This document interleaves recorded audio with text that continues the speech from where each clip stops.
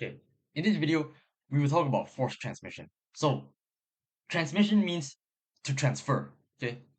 Or transmission means to pass through, okay? To pass through from one region to another region, okay? To pass through from one place through to something and into something else, okay? So, look at this diagram here. We have a machine, okay? Usually, machines like this have some kind of vibration, right? They have moving parts and then they will involve some kind of vibration. So as you know, when they vibrate, you can feel the floor trembling, right? You can feel the ground shaking. So that's what's represented here. You can feel the vibration. So we don't want that. Usually it's very it causes damage or it causes unnecessary noise. Very loud, right? Usually when you go to these kind of areas where these heavy duty equipment, it's very loud. They'll involve you wearing earplugs because it's actually that uh loud that it can cause ear damage. Okay, so we can model this machine as a spring mass system. Okay, so as you can see, we will model its mass, okay, as m, and the vibration behavior as a spring, okay, with constant spring constant k. Okay, its displacement is modeled as x, and we will take it to have a harmonic force of amplitude f naught. Okay, like that. Okay, so what is this? Okay, this here is a force transmission ratio. So I'll talk about each of these terms. Ft is the force being transmitted to the floor. Okay, so you see it vibrates, right? So it is transmitting force to the floor. Okay, force is being passed down into the floor right here, right? So you see this kx. So this kx, right? This x here, don't be deceived. It's not some extension like one static extension. This x is a function of time. Okay, x is some sinusoidal displacement. Okay, so it's not just like one static value. It's not like 5 meters. Okay, it's not like this. It is a sinusoidal function. Okay, so with that, sinusoidal displacement, it causes a sinusoidal spring force, and that sinusoidal spring force is being transmitted to the floor, right? And that is the vibration that you feel in real life. Okay, so that force is the force being transmitted. So, which we represent with Ft. Okay, so the original force from the vibration of the machine, okay, the machine has moving parts, right? We modeled that harmonic force with F naught. Okay, it has an amplitude of F naught, and then the force being transmitted has an amplitude of Ft, big Ft, right? Small Ft is a sinusoidal function, okay, a sinusoidal function, and it has an amplitude of big Ft. Okay, so this one is the amplitude. This one is the function. Okay, the time dependent function. Okay, so if you take the ratio of the amplitudes, okay, the ratio of the amplitudes, so the ratio of the amplitude of the transmitted force and the amplitude of the original force. When I say original force, I mean the force coming from the machine, okay, the vibrating machine. Then you'll get this uh term. Okay, so I'm not going to talk about the derivation. I'm just going to say that it has a formula k over magnitude of k minus m omega squared. Okay, or the alternative form of this formula will be this. Okay, so they're exactly the same thing. They produce the same value. It's just written in a different way. So how did they get this to here? Well, I think they divided by k on the top and the bottom. Okay, so they divide k on the top and the bottom to obtain this alternative formula. So if you don't have the spring constant, then you use a second alternative formula. Okay, we move on. So this one has no damper, right? But let's say the system has damping, which real life systems normally do have damping. Okay, so if the system has damping, then the formula, the transmission ratio will modify into this. Okay, so this is a system with no damping, but with damping, the transmission ratio will become like this. Okay, so the first formula has k in it. The second formula has no k in it. Okay. More specifically, I should say that the first formula is written in terms of k, in terms of k, And the second formula is written in terms of the natural frequency, omega n. Okay, the natural frequency of the system. So this one's also the same thing in terms of k and then in terms of omega n and zeta. Okay, you notice there's also a z here. Okay, the zeta arises because of the damping constant. Okay, so there's also c here, but in the second formula there's no c, there's a damping constant. I mean the damping ratio. Sorry, zeta is the damping ratio. Okay, so machine mounted on a resilient member with damping. So resilient member means a spring. Okay, it just means spring. So dynamic force being transmitted, okay, blah blah blah. You can go to the derivation yourself, but at the end of the day, what I want to bring your attention to is the transmission ratio result. This one. Okay, so this is the result that I'm talking about from here. Okay, so this slide is just telling you how did they achieve this formula, which I'm not going to go through for the sake of time. Okay, so what we're interested in is just this formula here. Okay, so what happens? What we're going to do now is just plot this out. Okay, so this formula, right? Okay, this formula, I'm going to plot this out on a graph. Okay, so on the y-axis, this is my value. On the x-axis, I have omega divided by omega n. So the frequency ratio, omega divided by omega n. So the frequency of the system, sorry, the frequency of the force, okay, the frequency of the force, or to be specific, the frequency at which the machine vibrates as a ratio of the natural frequency of the system. Okay, the natural frequency of the system depends on things like the mass and the spring constant of the system, right? Whereas the frequency of vibration depends on how fast the machine is running, right? Maybe you can tune it to be faster, maybe you can tune it to be slower. Okay, so that's my x-axis, how fast the machine is running, and the transmission ratio is my y-axis. So I'm gonna plot this formula out. So what will it look like? It will look like this. Okay, here. So it looks like this. Okay, so what is this showing? This is useful for us in something called vibration isolation. So let's take a look at the conclusions that they uh, arrived at here. Okay, so let's read these important observations. In the region where the frequency ratio is greater than 2, we find that the transmission ratio is less than 1, okay, for any damping value. So to reduce the transmission ratio, we need to ensure that the frequency ratio is, sorry, we need to ensure that the frequency at which the machine vibrates is greater than root 2 times the natural frequency. Okay, so what do they mean? So where is this region where the frequency ratio is greater than root 2? Okay, they're talking about this. So you pay attention to the horizontal axis. Where's root 2?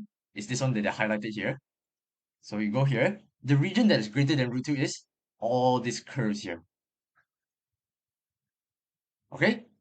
So they say in this region, we find that the transmission ratio is less than 1. Now, why did they highlight this point out? Why transmission ratio less than 1? This is good, okay? We want the transmission ratio to be less than 1. What does transmission ratio less than 1 mean? It means that the force due to the vibration of the machine, okay, so remember that this comes from machine. So comes from machine.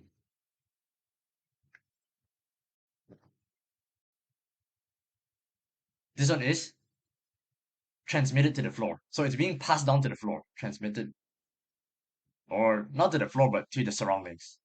To the surroundings.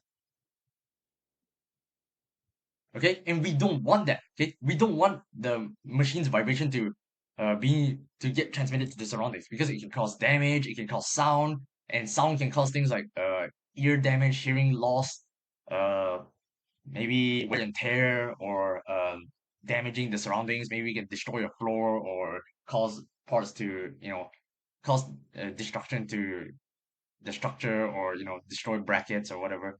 Yeah, so we don't want that. Okay, we want to reduce this one as much as possible. Okay, so what does it mean when a fraction is less than 1? Okay, you know that when a fraction is less than 1, the numerator is less than the denominator. Do you know that? Let's say, for example, 1 over 4. You know that 1 over 4 is less than 1, right? So that means when the transmission ratio is less than 1, that means the transmitted force is less than the force that comes out from the machine, which is good, right? We want the force that is being transmitted to the surrounding to be less than the force that comes from the machine. Okay, so that's good. Okay, so this is a desirable region, whereas anything from here means that the force transmitted to the surrounding is greater than the one coming from the machine. Okay, which is bad. Okay, this will cause destructive and unwanted behavior. Okay, so that's why they conclude this.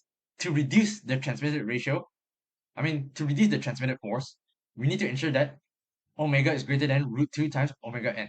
Okay, so you see, at this point, omega divided by omega n is equals to root 2, right? So they just rearrange this. Omega equals to root 2 times omega n. So we want to be to the right of this region, right? That's why in order to stay within this region, the yellow highlighted part, omega should be greater than root 2 times omega n. So that's why when you operate a vibrating machine, right, you need to set your frequency such that the vibration of the machine, right, is running at a frequency greater than root 2 times the natural frequency of the system. Okay, so the natural frequency of the system is just properties related to the mass and the spring constant of the system, right? Which can be easily measured. And then you calculate that, multiply it by root 2, and then you just tune the frequency of your vibrating machine to be more than root 2 times the natural frequency. Okay, so you'll be in the region where the transmitted force, the transmission ratio will be less than 1. Okay, so that's a good start. Then after that, okay, once we're in this region, right, we can still do things to further optimize, okay, further minimize the transmission ratio, right? You see, there are several possible curves, right? Okay, so forget about this region. Focus in among these several curves now. You see, we have several curves. Can I zoom in? I wonder if I can zoom in. Okay, yes. You see, we have 1, 2, 3, 4, and 5, and so on. Okay, you have 1, 2, 3, 4, 5 curves, and so on. Okay, now we want the transmission ratio to be low as possible. So I want the lowest curve as much as possible. How do I achieve that? Well, look at how each curve is achieved. Okay, they are achieved by the damping ratio. You see, zeta. These curves are labeled because of zeta. See, so this curve is because zeta. This curve is achieved when zeta is 0.05. This curve is achieved when zeta is 0.1. This curve is achieved when zeta is 0.1. This curve is achieved when zeta is 0.25. So let's read the next observation. In the region where the frequency ratio is greater than root 2, okay, so meaning in this right hand side region, okay, the less the damping, the less the transmission ratio. Okay, so to reduce the transmission ratio in this region, okay, you must reduce the damping. So it's kind of counterintuitive. Okay, you might have thought to uh reduce the transmission ratio, you should increase the damping. But in this region, right, it seems that, okay, in order to achieve this lowest possible curve, okay, in order to achieve this lowest possible curve, you need the lowest C, okay, the lowest damping constant to achieve the lowest zeta. Okay, reduce the damping. Okay, in order to achieve this lowest curve, which will achieve you the lowest transmission ratio. Okay, that's how you achieve the uh, lowest transmission ratio in order to optimize your vibration isolation. Okay, so this process is what engineers call isolation. Vibration isolation. Okay, so The next slide shows some practical vibration isolation tips. Okay, so recall from the previous slide that in order to reduce the transmitted force, you must ensure that omega is greater than root 2 times omega n. So this is what I talked about earlier, and reduce the damping once you fulfill the first criteria. Okay, so to ensure that omega is greater than root 2 times omega n, okay, you must increase omega. So just change your machine settings, make it vibrate faster. If omega n is fixed, okay, so if you cannot change the properties of the system, meaning you cannot redesign your system. Okay, so remember omega n is given by the formula root k over m. Okay, so it depends on your spring constant and your mass of the system, right? So that means it depends on you redesigning your system. So if this is fixed, then you must make your machine vibrate faster. So increase it such that you surpass root 2 times omega n, or you can decrease omega n. Means you need to redesign your system such that they have a k and an m that minimizes this. Okay, which can be done by decreasing k or increasing m. So, like I said, omega n is equals to root k over m. So if we want to decrease this, we either need to decrease this or increase m, right? Either decrease your spring constant or increase your mass. Okay, so use a softer spring or a rubber pad and increase your mass. So mounting the machine on a heavy block so that the new mass m plus m and support the block on a soft spring. Okay, yeah. So by decreasing your natural frequency, you lower the threshold so that we don't need to make the uh machine vibrate too fast, right? Because if you need to tune your system to vibrate quickly, then you need to spend electricity costs. There'll be high running costs, right? You imagine you have to run it for a long time, then you have to spend a lot of electricity costs just running it at a high speed. Yeah, so preferably we want to redesign your system such that the threshold to surpass root 2 times omega n is not so high. Okay, and then to reduce damping, okay, so to reduce damping, you use materials for spring and rubber pads that have the least damping. So this is just a problem of using a suitable damper. Okay, so that's vibration isolation in a nutshell.